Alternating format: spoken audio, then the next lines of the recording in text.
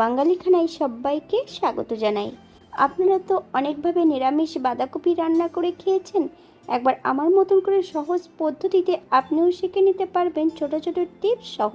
তবে আমি আজকে এখানে নিরামিষ বাঁধাকপি রান্না করব সয়াবিন আর ছোলার ডাল আর মুগ ডাল দিয়ে। কিভাবে রান্না করলাম এত তেল মশলা কম দিয়ে, চলুন সেটা একবার দেখে নেওয়া যাক ভিডিওর মাধ্যমে। তবে এতটাই সুস্বাদু হয়েছিল খেতে, আপনি একবার রান্না করলে বারবার রান্না করবেন। আশা করছি আজকের ভিডিওটি ভালো লাগবে। সকল বন্ধুদের কাছে অনুরোধ করছি সম্পূর্ণ ভিডিওটি দেখার। এখানে আমি আগের থেকে একটা গোটা বাঁধাকপি নিয়ে নিয়েছি। অর্ধেকটা বাঁধাকপি আমি এখানে কেটে নেব। একটু মোটা মোটা করে বাঁধাকপিগুলো কেটে নিয়েছি। আপনারা এর থেকে ছোট বড় টুকরো করে নিতে পারেন। কপি কেটে ধুয়ে পরিষ্কার করে রেখেছি। এই পর্যায়ে আমি বাঁধাকপিটাকে ভাপিয়ে নেব। একটা পাত্রে বেশ কিছুটা জল অ্যাড করেছি। একটা তেজপাতার এক টুকরো দারচিনি দিয়ে বাঁধাকপিগুলো সেদ্ধ করে নিতে হবে, অথবা 70% মতন আমি এখানে সেদ্ধ করে নেব। দারচিনি এবং তেজপাতা যদি সেদ্ধ করার সময় যদি অ্যাড করা হয়, তাহলে বাঁধাকপির কিন্তু নিজস্ব গন্ধটা থাকবে না। অপর দিক থেকে বেশ কিছুটা সয়াবিন আমি আগের থেকে সেদ্ধ করে রেখেছি। সয়াবিনগুলোকে ঠান্ডা করে নিয়ে একটু ছোট ছোট টুকরো করে কেটে নিতে হবে। তবে সয়াবিন সেদ্ধ করার সময় কিন্তু একটু লবণ দিয়ে সেদ্ধ করেছিলাম।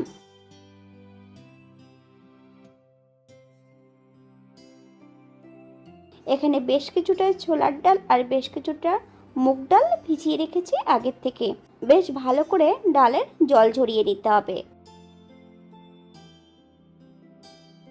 একটা কড়াইতে বেশ কিছুটা সর্ষের তেল অ্যাড করেছি। ফোড়নে রেখেছি সাদা জিরে। ফোড়ন থেকে সুগন্ধ বেরোলে মিডিয়াম সাইজের একটা আলু ছোট ছোট টুকরো করে অ্যাড করেছি। হাফ চামচ লবণ আর হাফ চামচ হলুদ গুঁড়ো দিয়ে বেশ ভালো করে আলুগুলো ভেজে নিতে হবে। তবে আপনারা আপনাদের পছন্দ মতন আলুগুলো ভেজে নিতে পারেন।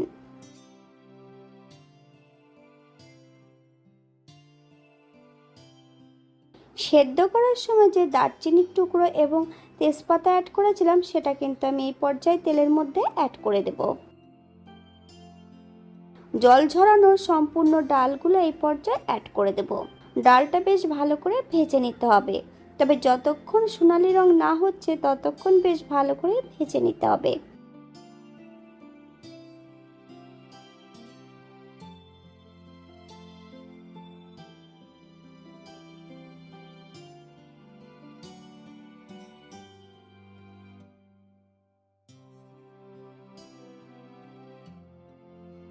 এই পর্যায়ে অ্যাড করব যে সয়াবিনটা আমি সেদ্ধ করে রেখেছিলাম, সেগুলোকে ছোট ছোট টুকরো করে কেটে নিয়েছি। সম্পূর্ণ সয়াবিনের টুকরোগুলো অ্যাড করে দেব। মিডিয়াম আঁচে বেশ কিছু সময় ভেজে নিতে হবে।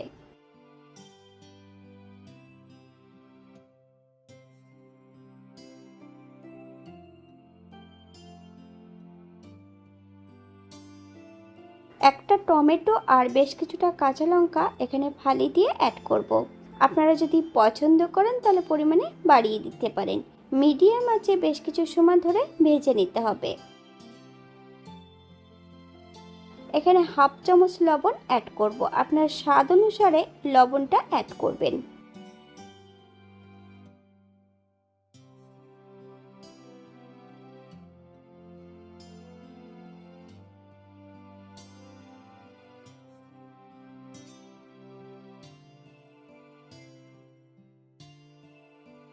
সেদ্ধ করা বাঁধাকপিগুলো এই পর্যায়ে আমি জল ঝরিয়ে নিয়েছি।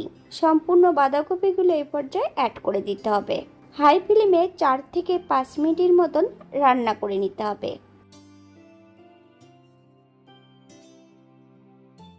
বাঙালি রান্না ঘরোয়া উপকরণ দিয়ে আপনাদের যদি রান্নাগুলো পছন্দ হয় তাহলে চ্যানেলটি সাবস্ক্রাইব করে দিয়ে পাশে থাকবেন। পাশে থাকা বেলটি বাজিয়ে দেবেন, নইলে নিত্য নতুন রান্নার নোটিফিকেশন পাবেন না। আমার এই চ্যানেলে আমিষ, নিরামিষ এবং বিভিন্ন ধরনের বাঁধাকপি রেসিপিও দেওয়া আছে। আপনাদের যদি পছন্দ হয় তাহলে চ্যানেলটি ঘুরে একবার দেখে নেবেন।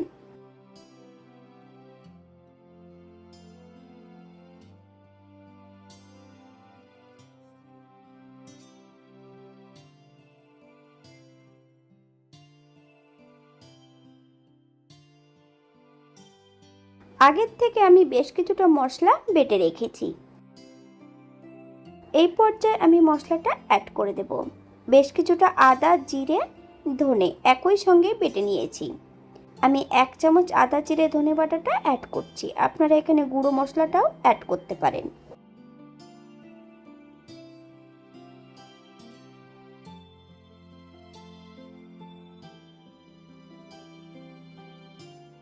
হাফ চামচ হলুদ গুঁড়ো, হাফ চামচ কাশ্মীরি লঙ্কার গুঁড়ো, হাফ চামচ লবণ। আপনার স্বাদ অনুসারে লবণটা অ্যাড করবেন। মশলা সহ সবজি দিয়ে বেশ ভালো করে কষিয়ে নিতে হবে।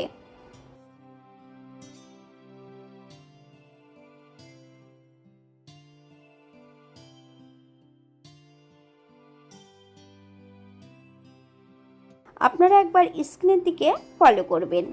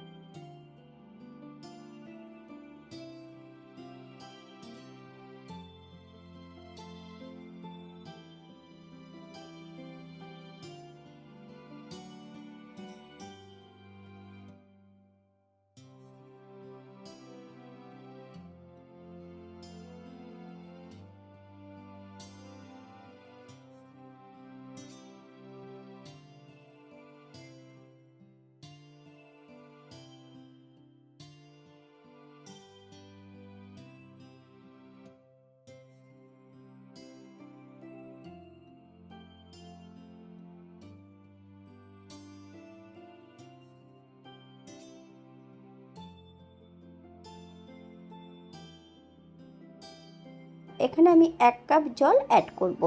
আপনারা এর থেকে কম বেশি করে নিতে পারেন।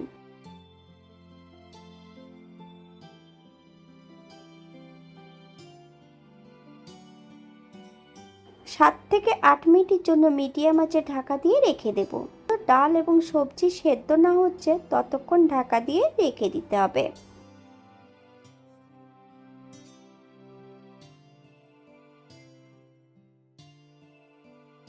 এই পর্যায়ে একবার চেক করে নিতে হবে ডাল ও সবজিগুলো সেদ্ধ হয়েছে কিনা। এখানে আমি 1 চামচ চিনি অ্যাড করব। আপনারা যদি পছন্দ করেন তাহলে পরিমাণে বাড়িয়ে দিতে পারেন। তবে চিনি অ্যাড করার পর কিন্তু 3 থেকে 4 মিনিটের মতন মিডিয়াম আঁচে রান্না করে নিতে হবে। 4টা কাঁচা লঙ্কা ফালি দিয়ে অ্যাড করেছি। আপনারা যদি পছন্দ করেন তাহলে পরিমাণে বাড়িয়ে দিতে পারেন।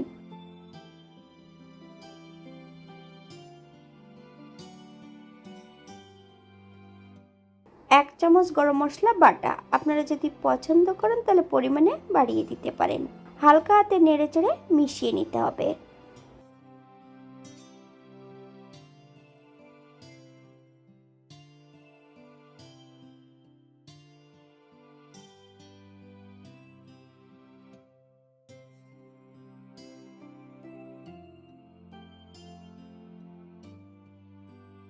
দু চামচ ঘি অ্যাড করব। আপনারা যদি পছন্দ করেন তাহলে পরিমাণে বাড়িয়ে দিতে পারেন।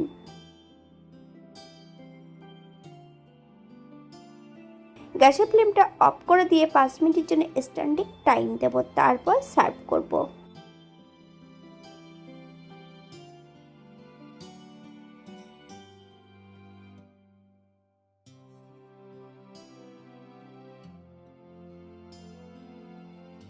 এটা দেখতে যেমন ভারী সুন্দর হয়েছিল, এটা গরম ভাতে, রুটি, পরোটা, লুচি সবকিছুর সঙ্গে অসম্ভব ভালো লাগবে।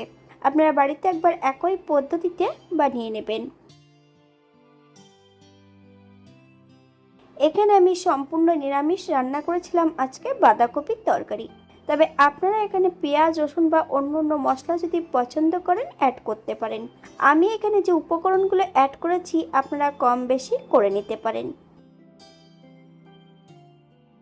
আজকের ভিডিওটি এই পর্যন্ত। সবাই সুস্থ থাকবেন, ভালো থাকবেন। অন্যদিন নতুন রেসিপি নিয়ে আপনাদের সামনে আবার আমি হাজির হব। নতুন ও পুরনো সকল বন্ধুদের অসংখ্য ধন্যবাদ ভিডিওটি দেখার জন্য। হাতে যদি সময় থাকে তাহলে একটা লাইক, কমেন্ট, শেয়ার করবেন।